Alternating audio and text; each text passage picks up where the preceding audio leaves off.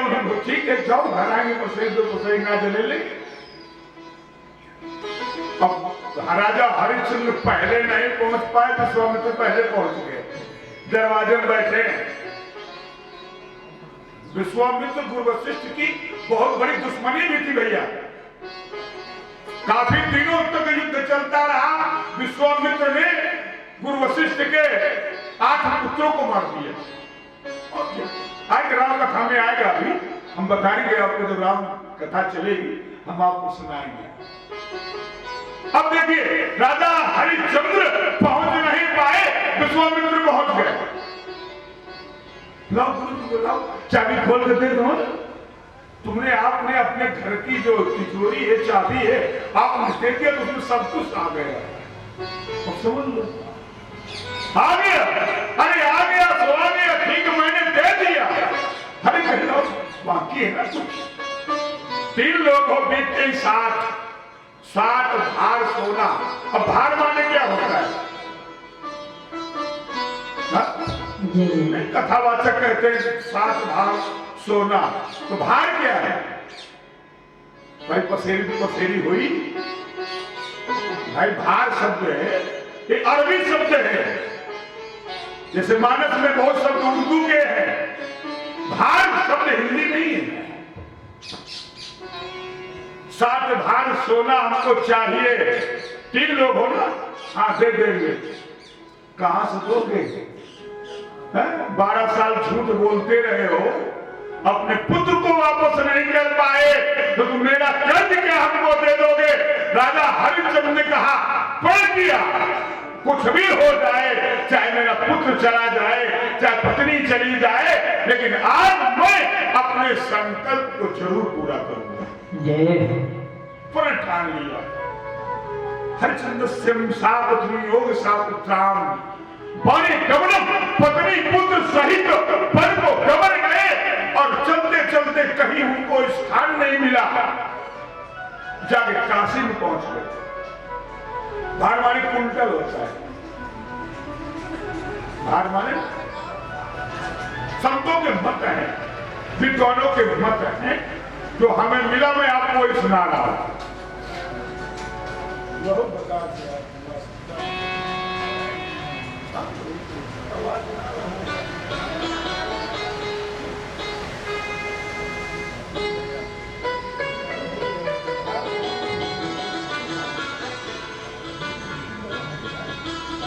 चले गए तीनों। कहा चलते चलते काशी पहुंच गए, और काशी में सोचा मजदूरी करें, तो अब नौकरी कहीं नहीं मिल रही, क्या करें? आत्मो शांति प्रवक्षे राजा हरिसंतो श्याम सापुत्र योगे विवास्ता कर्मस्य फल प्राप्त है। राजा हरिश्चंद्र ने कहा ये मेरे कर्मों का फल है, अगर मैं पुत्र मोह ना किया होता तो आज कर न भटकता। मैं सत्यवादी था, एक जीवन में कलंक लग गया कि 12 साल तक मैं भगवान वरुण से मैं झूठ बोलता रहा, इनके लिए, अपने पुत्र के लिए, अपनी पत्नी के लिए, अपने वैभव के लिए। अब आज कोई साथ देने वाला नहीं है संसार में, कोई विद्वान, कोई महापुरुष किसी के भाग्य को नहीं बदल सकता है। बदल सकता है क्या? कोई नहीं बदल सकता। बदल सकता है तो मानव का कर्म। कर्म आपका अच्छा है तो भाग्य बदल जाएगा। सोचें कि किसी के द्वारा कर्म बदल जाए तो नहीं, कम हो सकता है पर भोगना पड़ेगा। बोलो वृंदावन बिहारी लाल की जय हो। राजा हरिश्चंद्र काशी में गए और अपनी पत्नी को बेचा नहीं है ना, बेचा नहीं है। बहुत विद्वान जो कह देते बेच दिया, बिल्कुल गलत है। आप विचार करिए, इसको तारा मान लीजिए थोड़ी देर के लिए, अगर इसे हम बेच देंगे तो हमको आप नहीं दोगे। अगर इसको गिरवी रख देंगे तो जब हम पैसा दे देंगे तो अपना सेब हम ले लेंगे, जो भी है। तो तारा को बेचा नहीं, तारा को गिरवी रखी है। सौम्य नाम के ब्राह्मण के यहां पंडित जी हमारी गृहिणी को ले जाओ और हमारी गृहिणी फल फूल इत्यादि लाएगी, घर का कार्य करेगी और साथ में पुत्र को भी ले जाओ तो आपके लिए पूजा के लिए फूल लाके दिया करेगा। अपने आप को कालू डोम के यहां गिरवी रखा। अगर स्वयं बेच देते तो जो उनको प्रायश्चित भोगना था दूसरे के बंधन में बंध जाते। बंधे हैं लेकिन कुछ दिन के लिए बंधे हैं और बेच देते तो जीवन भर के लिए बिगड़ जाते। बोल वृंदावन बिहारी लाल की जय हो। समझ गया?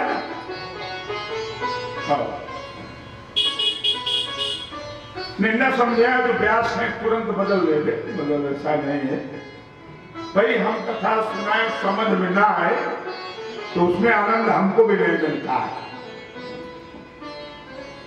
अब अपने आप को गिरवी रख दिया, बेचा नहीं, गिरवी रख। और गिरवी रखने के बाद नौकरी करने लगे। सौम्य नाम के ब्राह्मण के घर तारा साफ सफाई करने लगी। एक दिन विश्वामित्र की माया ने रोहितास को डस लिए, क्योंकि उनका पुत्र था ही नहीं। भाई पिता से पुत्र का मोह भंग करना है। कभी राजा हरिश्चंद्र जिसके लिए 12 साल तक झूठ बोलते रहे तो उसको भोगना पड़ेगा, प्रायश्चित भोगना पड़ता है। कोई भी हो, अगर तुमने कहीं गलती किया है तो भोगना निश्चित पड़ेगा। आप बच नहीं सकते, बिन भोगे बचाना कोई। मृत्यु लोग है, कोई भी हो, कर्मों की खेती जैसी बोगे वैसा काटना पड़ेगा। जय हो। रोहितास की मृत्यु हो गई। तारा को सूचना मिली, दौड़ कर गई, रोने लगी और एक ही साड़ी है, उसी साड़ी के पल्लों में रोहितास को ले लिया और कहती है प्रभु तुमने मेरे पति को छीना, हमारा राजपाट छीना और हमारे पुत्र को छीना, कौन सा अपराध किया? अरे अपराध तो तुमने किया, तुम्हारे पति ने अपराध किया है, तो भोगना अब क्यों रो रही हो? है?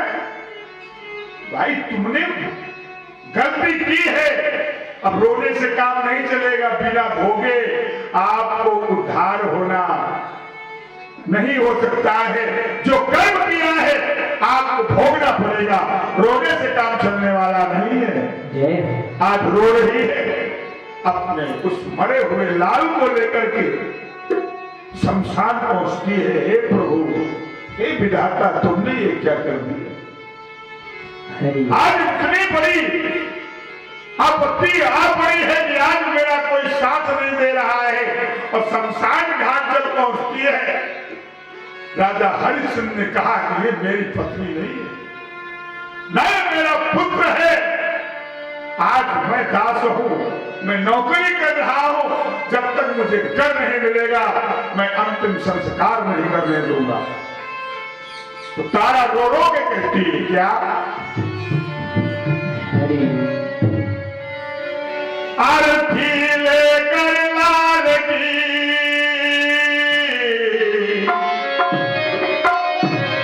पहुंची पति के पास, परी दृष्टि जब पुत्र पर तो राजा हुए। याद गलती करने वाले थे लेकिन याद आ गया, एक बार मैंने गलती किया है, आज गलती नहीं करूंगा। न मुझे पुत्र मोह है न पत्नी मोह है, आज मैं अपना फर्ज अदा करूंगा। तारा रोने लगती है तो क्या कहती है? लाल तेरा मरामत कर मकराने आजा। अरे स्वामी, तेरा पुत्र चला गया,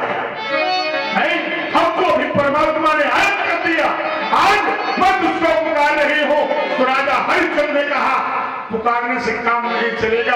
कर्मों की खेती है, जैसा मैंने किया है तुमने किया है सबको भोगना पड़ेगा। रो के कहती है लाल तेरा मरा मृत कर्म कराने आजा। बैठ गए तो बंद बैठे तो मैं बता पाऊंगा। लाल तेरा मरा मृत कर्म कराने आजा। बहाने गैर की मर्जी को बहाने आजा। बहाने गैर की मर्जी को बहाने आजा।